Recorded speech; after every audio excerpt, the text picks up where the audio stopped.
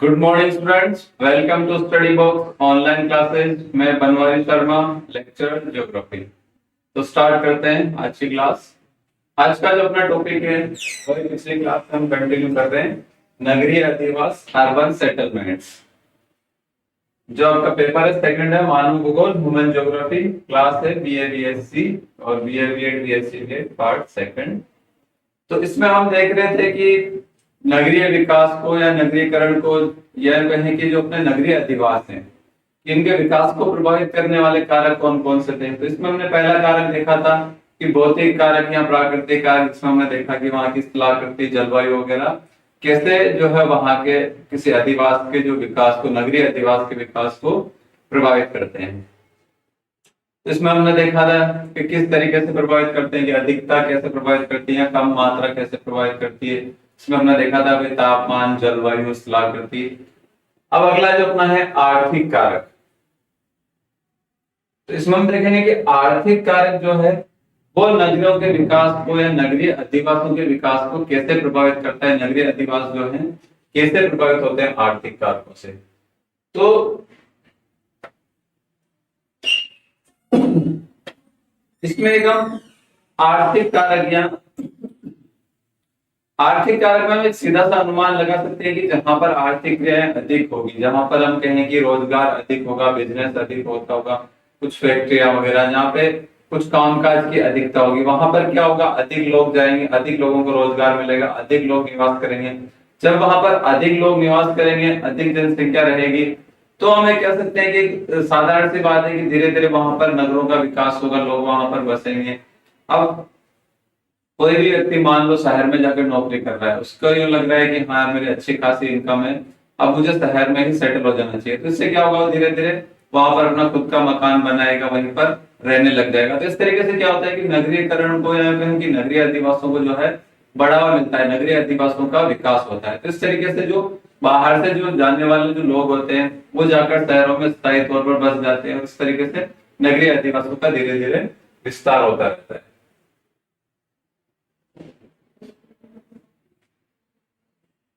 तो देखते हैं आर्थिक कारक, इकोनॉमिक फैक्टर्स। नगरों के विकास के प्रमुख आधार व्यापार, वाणिज्य, खनन, प्रशासन, निर्माण कार्य इत्यादि होते हैं। तो देखो सामान्यतः हम देखते हैं कि नगरों का जब भी विकास होता है तो उसमें जो मुख्य जो भूमिका होती है वो होती है व्यापार और वाणिज्य की। खनन की भी हम कह सकते हैं कि उतनी महत्वपूर्ण भूमिका नहीं होती जितनी की व्यापार और वाणिज्य की होती है। हम देखते हैं कि व्यापार और वाणिज्य में क्या होता है, अधिक संख्या में जो है लोग लगे होते हैं। तो व्यापार, वाणिज्य, फिर प्रशासन भी हम कह सकते हैं कि बहुत ही महत्वपूर्ण है, कि प्रशासन के कारण वहां पर क्या होता है कि गवर्नमेंट ऑफिस वगैरह होते हैं, वहां पर जो विभिन्न कर्मचारी वगैरह रहते हैं। तो इस तरीके से हम देखते हैं कि नगरों का जो विकास है वो उसको बढ़ावा मिलता है। फिर हो गया निर्माण कार्य, विभिन्न तरह के निर्माण कार्य होते हैं जो नगरीय अधिवास होते हैं उनमें। अब देखते हैं आर्थिक कारकों को वापस हम जो है इनको अलग अलग भागों में बांट लेते हैं कि कौन कौन से कारक हैं जो नगरों के विकास को प्रभावित करते हैं। इसमें पहला है अपना कच्चे माल की प्राप्ति, यानी कि जहां पर कच्चा माल होगा या यूं कहें कि आसपास के क्षेत्र में कच्चा माल होगा। जैसे कोई क्षेत्र है जहां पर हम देखेंगे अगर गन्ने की पैदावार अधिक है तो वहां पर क्या होगा कि हो सकता है इस नगरीय क्षेत्र में जो है शुगर मिल्स वगैरह का या गन्ने से संबंधित जो भी उत्पाद बनते हैं उससे रिलेटेड फैक्ट्रियां वगैरह लगेगी, और आसपास का जो भी ग्रामीण क्षेत्र जहां पर गन्ने का उत्पादन होता है तो वहां पर आकर फैक्ट्रियों में उसका प्रोसेस होगा। तो जब फैक्ट्रियां लगेगी तो उनमें क्या होगा, लेबर की आवश्यकता होगी, मजदूरों की आवश्यकता होगी, कुछ कर्मचारी वहां पर स्थायी होंगे। तो इस तरीके से उनका विकास होगा, जो नगरीय अधिवास है उनका और अधिक विकास होगा। इसी तरीके से मान लो कोई कपास वाला क्षेत्र है कि जहां पर आसपास कपास की पैदावार अधिक होती है, तो वहां पर जो हम कहें कि धागा बनाने की फैक्ट्री वगैरह ये लग सकती है। या फिर मान लो सरसों उत्पादन वाला क्षेत्र है, तो इस तरीके से उनसे संबंधित जो भी उद्योग वहां लगेंगे, तो ये एक तरह से उनमें क्या कच्चे माल का काम करेगा। नगर में विभिन्न वस्तुओं के निर्माण के उद्योग होते हैं, इन उद्योगों में प्रयुक्त होने वाले विभिन्न कच्चे पदार्थों की उपलब्धि के पास ही नगरों का विकास होता है। जहां पर जिस माल की उपलब्धता होगी उससे संबंधित वहां पर व्यापार वाणिज्य होगा, उससे संबंधित हम देखिए फैक्ट्रियां वगैरह होगी। जैसे भारत में भिलाई, बोकारो, जमशेदपुर आदि नगरों का विकास लोहा अयस्क के कारण हुआ है। जो ये जो क्षेत्र जो है अपने भारत के, जो भिलाई हो गया, बोकारो हो गया, जमशेदपुर हो गया, ये यहाँ पर हम देखते हैं कि लोहा अयस्क का खनन होता है। यहाँ पर लोहा अयस्क का बहुत अधिक मात्रा में होता है, इसलिए इनके आसपास जितने भी नगरों का विकास हुआ है, तो हम कहें कि लोहा अयस्क के कारण, इसका यहाँ पर जो खनन होता है उसके कारण इनका विकास हुआ। कोयला, मैंगनीज तथा चूना पत्थर आदि कच्चे माल की उपलब्धि के कारण लौह इस्पात नगरों के रूप में इनका विकास हुआ। और इसी के साथ यहाँ पर और क्या क्या कच्चा माल उपलब्ध है? कोयला, मैंगनीज, चूना पत्थर, ये सब जो यहाँ पर जो कच्चा माल चाहिए, यानी कि लोहा इस्पात उद्योग के लिए जो कच्चा माल चाहिए, उसकी यहाँ पर उपलब्धता है। भारत के अहमदाबाद, मुंबई आदि नगरों का सूती वस्त्र उत्पादन के रूप में, नगर के रूप में इनका विकास हुआ है। अब देखो मुंबई और अहमदाबाद, हम देखते हैं कि इनके आसपास हम कपास बेल्ट है अपने, यहाँ पर हम क्या देखते हैं कि कपास का उत्पादन बहुत अधिक होता है। यहाँ पर जो भूमि उस पर कपास का उत्पादन ज्यादा किया जाता है। तो कपास के लिए जो इंडस्ट्री लगी हुई है अहमदाबाद और मुंबई में लगी हुई है, कच्चा माल आसपास के क्षेत्र से मिल रहा है, तो इसका प्रमुख योगदान इसमें रहा है। फिर आगे देखते हैं आर्थिक कारक में। अगला जो कारक है परिवहन एवं संचार की सुविधा, कि परिवहन और संचार की सुविधा कैसे नगरों के विकास को प्रभावित करती है। तो इसमें हम एक सामान्य सा अनुमान लगा सकते हैं कि जहां पर कनेक्टिविटी होगी, लोग आराम से आ जा सकते हैं, वहीं तो लोग बसेंगे। अगर मान लो कोई ऐसा शहर है जहां से लोगों को आने जाने में बहुत दिक्कत होती है, कि वहां पर ना अच्छा रोड है, ना गाड़ी वगैरह जा सकती है, ना पैदल जाने में सही से सुविधा है, तो इस तरीके से क्या होगा कि वहां पर लोग रहना जाना पसंद नहीं करेंगे। तो इससे क्या होगा, वहां जो हम कहें कि नगरों का विकास नहीं होगा, या नगरीय क्षेत्र जो नगरीय अधिवास है उनका विकास नहीं होगा, वहां पर जनसंख्या अधिक रहना पसंद नहीं करेगी। तो इस तरीके से जो है परिवहन और संचार की सुविधा भी अपने नगरों के विकास को, नगरीय अधिवासों के विकास को प्रभावित करती है। नगरों में उत्पादित वस्तुओं का निर्यात करने तथा कच्चा माल लाने, ठीक है, इसके लिए भी क्या होना चाहिए, कनेक्टिविटी अच्छी होनी चाहिए। अगर मान लो इससे पहले जो हमने देखा कि कच्चे माल की उपलब्धता, अगर कच्चे माल की उपलब्धता है लेकिन कनेक्टिविटी नहीं है, रोड रेल वगैरह जो है इनका विकास नहीं हुआ है, तो हम देखेंगे कि वहां पर नगरों के विकास होने की संभावना कम हो जाएगी। तो इसके लिए क्या होता है, विभिन्न साधनों का प्रयोग होता है। विभिन्न साधन हम देखें कि काम में आते हैं, जिससे कि कच्चे माल को आसानी से इधर उधर लाया जाया जा सके। अतः नगरों का विकास प्राचीन काल में इसी कारण समुद्र तटीय क्षेत्रों में अधिक हुआ। अब समुद्र तटीय क्षेत्र में अधिक क्यों हुआ, क्योंकि यहाँ पर हम देखते हैं कि कनेक्टिविटी बहुत अच्छी थी, कि कच्चा माल बाहर से आता था, जो भी जहाजों के जरिए, तो वो कहाँ आता था, समुद्र तटीय क्षेत्र पे आता था, बंदरगाह पर आता था, ठीक है। यहाँ से अपने यहाँ से तैयार माल या कच्चा माल जो भी भेजा जाता था, यानी कि जो व्यापार जो होता था उसका केंद्र होता था बंदरगाह, जिसके थ्रू हम देखते हैं कि कच्चा माल आता जाता था। तो यहाँ पर क्या हुआ, अधिक विकास हुआ नगरीय अधिवासों का, क्योंकि उस समय जल परिवहन ही यातायात का प्रमुख साधन था। उस समय तक क्या था कि जल परिवहन प्रमुख जो हम कहेंगे साधन था यहाँ पर। दूसरा हो जैसे कि आज हम रेल देखते हैं या जो हवाई मार्ग का विकास देखते हैं, ये उस समय नहीं हुआ था। वर्तमान में भी नगरों की स्थिति विभिन्न यातायात की मार्गों पर, जैसे सड़क, रेल, जल, वायु परिवहन केंद्रों पर ही अधिक हुआ है।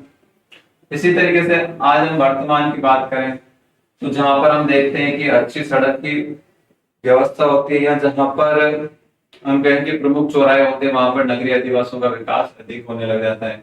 इसी प्रकार रेलवे स्टेशन, रेलवे जंक्शन वगैरह जहां पर होते हैं, जल या वायु परिवहन, एयरपोर्ट वगैरह हो गए, या कोई पोर्ट हो गया जैसे कि बंदरगाह हो गया, जहां पर कि प्रमुख हम कहेंगे व्यापारिक केंद्र है, जहां या ऐसा जो कि अंतरराष्ट्रीय व्यापारिक केंद्र के अगर वो मध्य में पड़ता है, तो वहां पर उसके विकास की संभावना अधिक होगी। तो जल और वायु परिवहन केंद्र हो गए भारत में। जैसे इसके एग्जाम्पल देखते हैं हम, टाटा नगर, दिल्ली, नागपुर, कानपुर, हावड़ा आदि नगरों का विकास रेल परिवहन मार्ग की सुविधा के कारण ही हुआ है, क्योंकि यहाँ पर क्या है कि रेल परिवहन मार्ग की अच्छी सुविधा थी, इससे यहाँ पर उद्योगों को भी बढ़ावा मिला, लोग यहाँ पर अधिक मात्रा में, अधिक संख्या में आकर रहने लगे। अगला जो कारक है फिर वो है पूंजी, कि पूंजी कैसे जो है नगरीय विकास को या नगरीय अधिवासियों के विकास को प्रभावित करती है। तो हम देखते हैं, देखो पूंजी किसी भी हम अर्थव्यवस्था का या किसी भी देश के विकास का प्रमुख आधार होता है। कि जब तक आपके पास पूंजी नहीं है, आप ना तो कुछ व्यवसाय शुरू कर पाएंगे और ना ही अपने व्यवसाय को आगे बढ़ा पाएंगे। तो इसलिए पूंजी हम देखते हैं कि प्रमुख आधार है। बिना पूंजी के जो है किसी भी नगर का विकास होना बहुत ही मुश्किल होता है। फिर नगरों के उद्भव तथा विकास के प्रमुख आधार विभिन्न निर्माण उद्योग। अब मान लो आपको इंडस्ट्री लगानी है, व्यापार करना है, परिवहन, खनन, वाणिज्य आदि हैं। अब ये सभी जो क्रियाएं हैं, चाहे निर्माण उद्योग, मान लो आपको कोई फैक्ट्री लगानी है, कि कपड़ा मिल लगानी है या धागा मिल लगानी है, या कोई भी व्यापार करना है या परिवहन का विकास करना है, तो ये सब भी तभी विकसित होंगे जब क्या होगा, पैसा होगा, पूंजी होगी। इसके अतिरिक्त विभिन्न इमारतों, सड़कों, रोशनी तथा जलपूर्ति। इसी तरीके से मान लो अगर आपको व्यापार करना है तो उसके लिए भी आपके पास बिल्डिंग वगैरह होनी चाहिए, सड़कें होनी चाहिए। परिवहन का विकास तभी होगा जब वहां पर सड़कें अच्छी होगी, रोशनी की व्यवस्था होनी चाहिए, जलापूर्ति होनी चाहिए। तो ये इनके बिना हम देखते हैं कि नगरों का विकास नहीं होगा। और इनकी व्यवस्था कब होगी, जब अपने पास पैसा होगा, पूंजी की उपलब्धता होगी। तो इन सब सुविधाओं के विकास के लिए पूंजी एक प्रमुख कारक माना जाता है।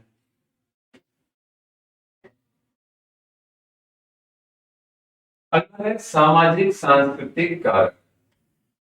सामाजिक सांस्कृतिक कारक, सामाजिक यानी समाज से संबंधित, और सांस्कृतिक यानी संस्कृति परंपरा से संबंधित कारक। तो सामाजिक सांस्कृतिक कारक में क्या आता है कि किसी समाज की या किसी संस्कृति की जो भी परंपराएं, मान्यताएं, प्रथाएं वगैरह जो होती है, उनके कारण कैसे कोई नगरों का जो हम देखते हैं कि विकास होता है, और यह कहें कि कोई नगर कैसे वहां से विस्थापित हो जाता है, किसी नगर का कैसे पतन हो जाता है। तो देखते हैं इसमें, विश्व के विभिन्न प्रदेशों में स्थित नगरों के उद्भव में समाज की विभिन्न परंपराओं, रीति रिवाज, मान्यताओं, धार्मिक विश्वास, शैक्षणिक स्तर आदि कारकों का भी प्रमुख योगदान होता है।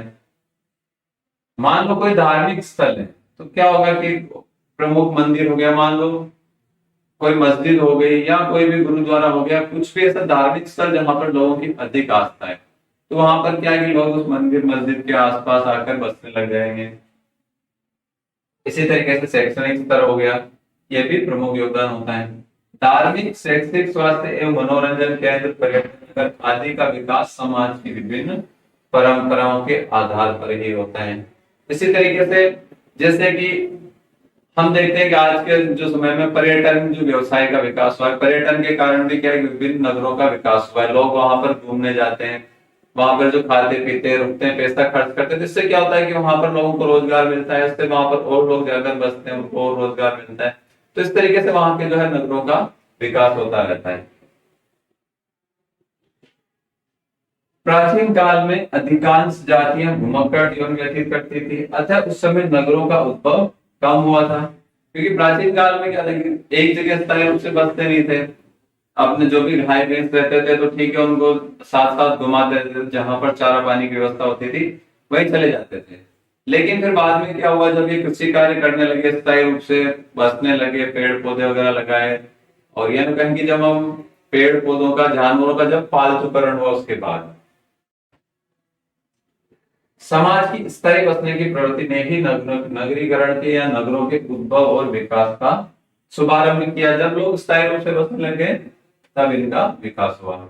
किसी स्थान पर निर्मित समाधि, मंदिर, गुरुद्वारा, गिरजाघर धार्मिक महत्व के कारण तीर्थ स्थल बन जाते हैं। जैसे हम देखते हैं जेरूसलम, वेटिकन सिटी, इटली का अपने मक्का, मदीना, अमृतसर, बोध गया, सारनाथ, बद्रीनाथ, केदारनाथ, हरिद्वार, द्वारका, पुरी, तिरुपति आदि इसी प्रकार के अपने जो हम देखते हैं कि धार्मिक जो अपने नगर है।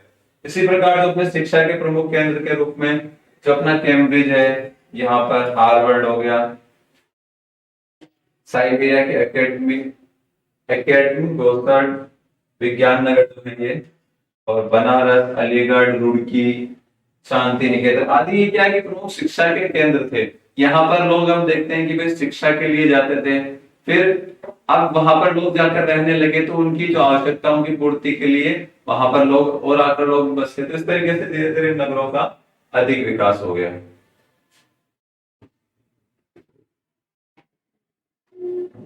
अगला आता है राजनीतिक कारक, कि राजनीतिक कारक कैसे किसी नगर के विकास को प्रभावित करते हैं। तो राजनीतिक कारक में हम कह सकते हैं कि किसी देश की शासन व्यवस्था, वहां की सरकार, वहां के नीति नियम वगैरह क्या है, कि वहां पर किस प्रकार के कानून वह नगरों के विकास को कैसे प्रभावित करते हैं। तो देखते हैं इसमें किसी राज्य या देश की सरकारी नीति का भी नगरों के विकास पर प्रभाव पड़ता है। भारत में सरकार ने स्वतंत्रता प्राप्ति के बाद देश के विभिन्न भागों में पंचवर्षीय योजनाओं के द्वारा सड़क निर्माण, रेल मार्गों का उद्योग की स्थापना करी। अब देखो, जब सरकार ने क्या करा, सड़कों का निर्माण किया, रेल मार्गों का विकास किया, उद्योग लगाए, तो जहां जहां पर क्या है कि सरकार उद्योग लगाती है, वहां पर क्या होता है, जनसंख्या जाके बसती है, वहां पर नगरों का विकास होने लग जाता है। इस प्रकार हम देखते हैं कि जो सरकारी नीतियां हैं, सरकारी कानून है, वो भी नगरों के विकास को प्रभावित करते हैं।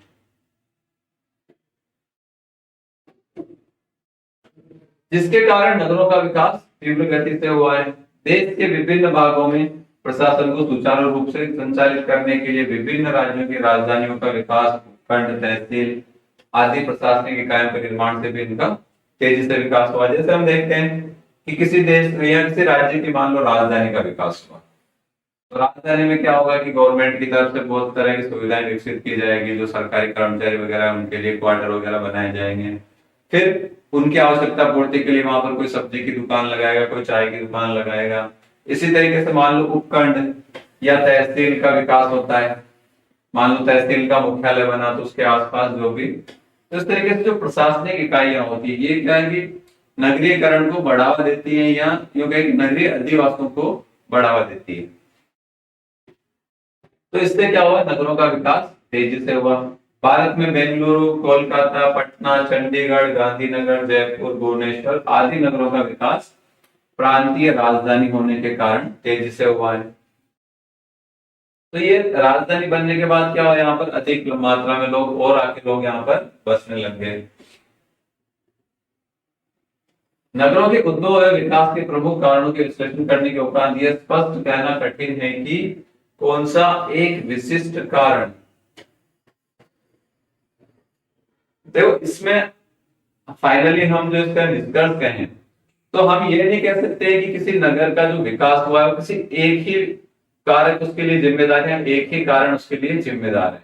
क्योंकि किसी भी नगर का जब विकास होता है तो उसके पीछे कई सारे कारक जिम्मेदार होते हैं, सामूहिक रूप से जिम्मेदार होते हैं। जैसे अगर हम जयपुर के संदर्भ में बात करें तो हम देखते हैं कि एक तो राजस्थान की राजधानी हो गया, ठीक, फिर यहाँ पर जो है इंडस्ट्री का भी विकास हुआ है, कपड़ा उद्योग वगैरह, ज्वेलरी वगैरह से संबंधित, टूरिज्म से संबंधित।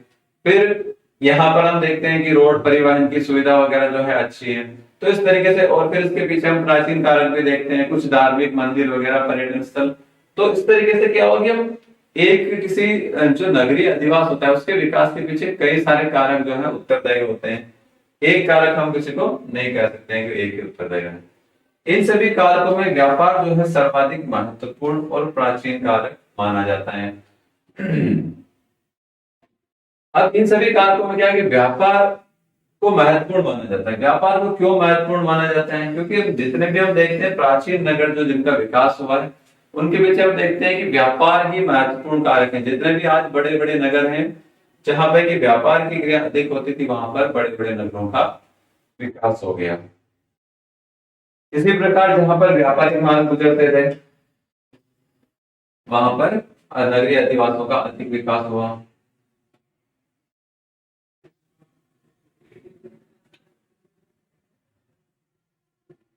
इनमें अनेक आधुनिक नगरों का विकास, जैसे रेलवे जंक्शन, इसमें मुगल सराय, सिलीगुड़ी, पश्चिम बंगाल, इटारसी, बीना, टूंडला, ऐसे ही नगर है। ग्रेट, इसी तरीके से अपने ग्रेट ब्रिटेन के देखते हैं हम तो क्रू, स्टोक, स्वीडन, फ्रांस के ऑरलेंस और दीजा, संयुक्त राज्य अमेरिका में मेम्फिस, ओक्लाहोमा, जर्मनी में ओवरहोसन, रूस में चेल्याबिंस्क, ओमस्क, चीन में हम देखते हैं वुहान,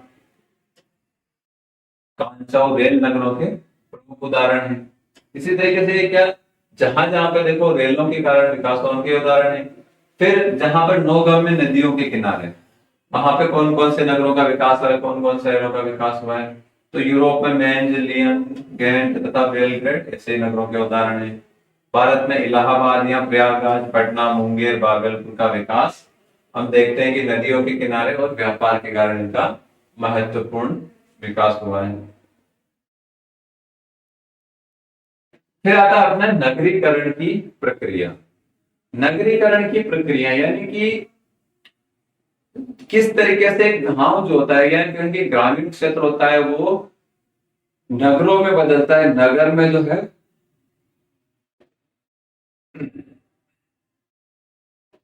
नगर में किस प्रकार परिवर्तित होता है। तो प्रारंभिक अवस्था में हम देखते हैं कि जब आदिवासियों का विकास होता है तो कोई भी आदिवासी जो नगर है वो शुरू में क्या होता है, ग्रामीण तौर पर ही विकसित होता है। वहां पर ग्रामीण अधिवास विकसित होते हैं। फिर यही ग्रामीण अधिवास क्या कि धीरे धीरे नगरीय में परिवर्तित होते हैं, फिर बड़े नगर में बदल जाते हैं, फिर और बड़े नगर में, और फाइनली हम देखते हैं कि अपने जो मेगालोपोलिस वाली जो है अवस्था आ जाती है। तो जो नगरीकरण की जो शुरुआत होती है वो कहां से होती है, ग्रामीण अधिवास से। पहले ग्रामीण अधिवास का विकास होगा, फिर उसमें धीरे धीरे शहरी विशेषताएं आती जाएगी और इस तरीके से वो नगरीय अधिवास में। तो नगरीकरण की प्रक्रिया, प्रोसेस ऑफ अर्बनाइजेशन, यानी कि किसी गांव का नगर में बदलना। एक गांव कैसे नगर में बदलता है उसी को हम कहते हैं नगरीकरण की प्रक्रिया या नगरीकरण। किसी नगर का विकास होना, नगर में बदलना, या किसी ग्रामीण क्षेत्र का नगर में बदलना। तो देखते हैं इसके बारे में। तो इसमें थोड़ा सा हम पहले के पुराने इतिहास की तरफ जाएं तो हम ये कह सकते हैं कि जितने भी आज जो हम जो अवशेष देखते हैं कि प्राचीन काल में जो हम देखेंगे हड़प्पा, मोहनजोदड़ो जैसे नगर थे, तो ये भी कभी ना कभी जो हम देखते हैं ग्रामीण अधिवास रहे होंगे। फिर धीरे धीरे यहाँ पर जो भी व्यापार वाणिज्य का विकास हुआ, प्रमुख केंद्र रहे, इसके कारण क्या हुआ, धीरे धीरे यहाँ पर नगरीकरण हुआ।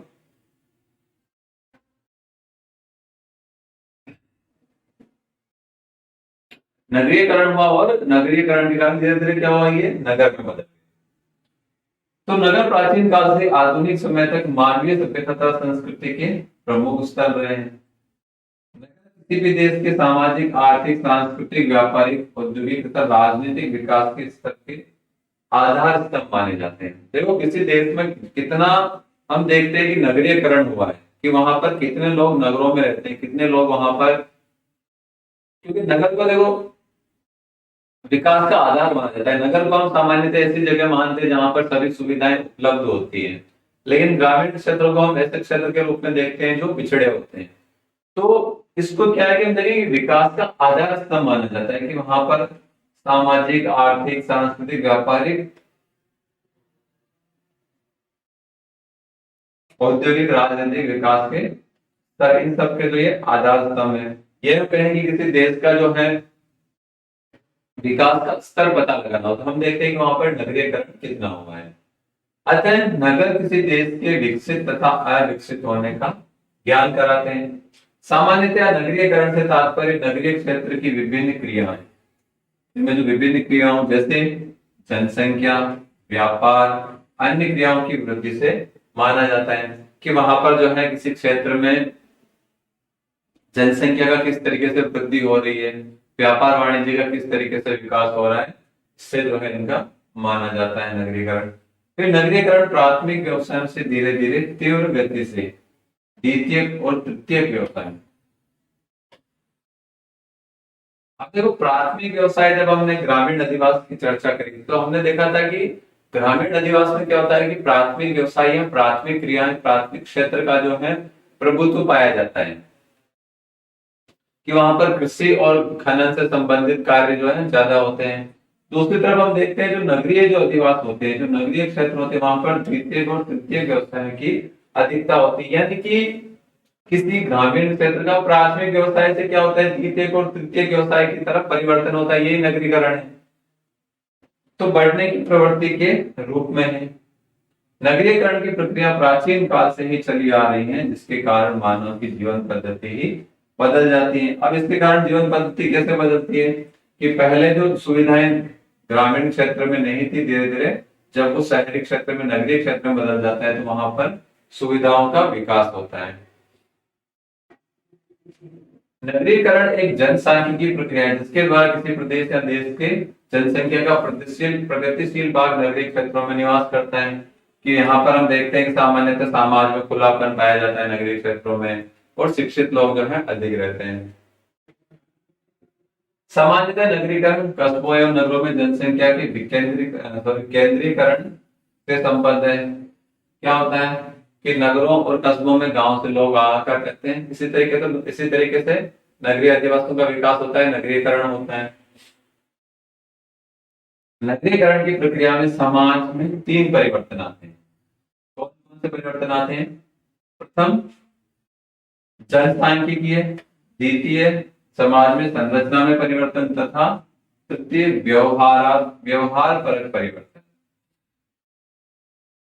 जनसांख्यिकीय परिवर्तन यानी कि आप कह सकते हैं कि जनसंख्या में किस प्रकार परिवर्तन होता है, समाज की द्वितीय अपना समाज की संरचना में किस प्रकार परिवर्तन होता है, और व्यवहार परक यानी कि लोगों के रहन सहन में, उनके व्यवहार में किस तरीके से परिवर्तन आता है। अब जनसांख्यिकीय परिवर्तन में हम देखते हैं कि कस्बों या नगरों में विशुद्ध और सापेक्षिक वृद्धि होती है, यानी कि वहां की जनसंख्या में क्या होगा? वृद्धि होगी। बड़े स्थानों पर रहने वाले लोगों की वृद्धि होती है। इस क्रम में अंत को एक पूर्णतः नगरीकृत समाज के रूप में देखा जाता है, और अंततः क्या होता है? पूरी तरीके से नगरीकृत समाज का विकास हो जाता है। अब देखते हैं टेलर के अनुसार, टेलर इस बारे में क्या कहते हैं कि गांवों से नगरों की ओर जनसंख्या का स्थानांतरीकरण या स्थानांतरण ही क्या कहलाता है? नगरीकरण। कि जो गांव से लोग जाकर नगरों की तरफ चले जाते हैं और नगरों में बस जाते हैं, उसी को इन्होंने नगरीकरण कहा है। लेकिन इसमें कहेंगे कि दूसरी जो विशेषताएं वो सम्मिलित नहीं होती हैं। फिर जेसी मिशेल क्या कहते हैं? नगरीकरण को निम्नलिखित रूपों में परिभाषित किया है। नगरीकरण ग्राम्य अधिवासों से नगरों के रूप में कायांतरण की एक समन्वित प्रक्रिया है। इन्होंने भी क्या कहा है कि ग्रामीण अधिवास से नगरीय अधिवास में परिवर्तित होना है, जिसके परिणाम स्वरूप ग्रामीण अधिष्ठानों, व्यवसाय तथा अर्थव्यवस्था, क्षेत्र या भूमि उपयोग, समाज, संस्कृति, जीवन, रहन सहन के स्तर और अन्य मानव मूल्यों में गुणात्मक तथा परिमाणात्मक जो है परिवर्तन होते हैं। कि व्यक्ति के जो हम देखें कि रहन सहन में गुणात्मक और परिमाणात्मक परिवर्तन होते हैं।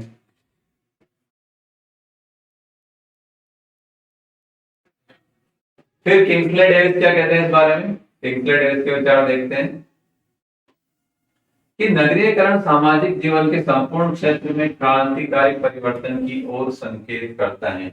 यानी कि एक समाज क्या होता है? नगरीकरण की प्रक्रिया में ग्रामीण समाज से पूरी तरीके से हम देखते हैं कि नगरीय समाज में बदल जाता है, उसमें हम देखते हैं क्रांतिकारी परिवर्तन होता है।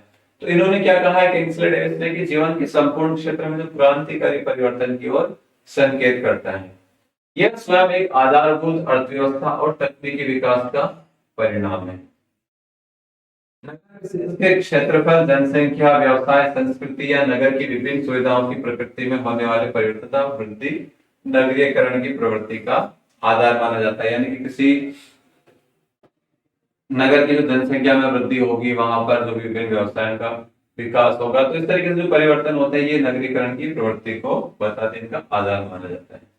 लेकिन जनसंख्या के अलावा अन्य तत्व भी होते हैं, जैसे व्यवसाय, संस्कृति, ये हमें आसानी से इनके बारे में पता नहीं चलता है। जनसंख्या तो क्या होता है, जब किसी नगर में जनसंख्या बढ़ती है, जनसंख्या का विकास होता है, तो हमें पता चलता है कि यहाँ पर जनसंख्या बढ़ रही है, लेकिन व्यवसाय और संस्कृति के बारे में हमें आसानी से पता नहीं चलता है। सामान्यतः कुल जनसंख्या में नगरीय जनसंख्या की वृद्धि को ही क्या माना जाता है? नगरीयकरण का या नगर के विकास का जो सूचक माना जाता है। फिर त्रिवार्ता आते हैं। त्रिवार्ता क्या कहते हैं? नगरीयकरण को अपने शब्दों में कैसे प्रभावित किया? नगरीयकरण एक चक्रीय प्रक्रिया है जिससे होकर राष्ट्र के कृषि समाज से होकर औद्योगिक समाज, यानी कि चक्रीय प्रक्रिया में क्या होता है इसमें कि कोई भी समाज जो पहले कृषि पर आधारित था, धीरे धीरे वो नगरीय या औद्योगिक समाज में बदलता है। इस तरीके से इन्होंने कहा है ये एक चक्रीय प्रक्रिया है। इसके बाद आता है अपने नगरीयकरण की अवस्थाएं। तो देखो जिस तरीके से हमने ग्रामीण आदिवासियों की अवस्थाएं देखी थी कि प्रारंभिक अवस्था में क्या होता है कि छोटा सा जो हम देखेंगे 2-4 घरों की बस्ती होती है, वहां पर 2-4 घर होते हैं। फिर धीरे धीरे वहां पर 2-4 घर और जुड़ते जाते हैं। तो इस तरीके से क्या होता है कि नगरों का ग्रामीण अधिवासों का विकास होता है। तो इसी प्रकार ग्रामीण अधिवासों में भी जो है अपने इसके चरण पाए जाते हैं कि जिस तरीके से पहले गांव का विकास होता है तो 2-4 घर होते हैं, फिर धीरे धीरे 10, 20, 50, 100, 200 इस तरीके से ग्रामीण अधिवासों का विकास हमने देखा था। उसी प्रकार हम देखते हैं कि नगरीय अधिवासों के भी जो है विकास की अवस्थाएं पाई जाती हैं। तो इसकी जो अपने नगरीय अधिवासों की जो विकास की जो अवस्थाएं हैं, इनको हम अगले लेक्चर में देखेंगे। इसकी हम सामान्यतः 3 अवस्थाएं, तो इनको हम अगले लेक्चर में देखेंगे। तो बने रहिए स्टडी बॉक्स ऑनलाइन क्लासेस पर। Thank you.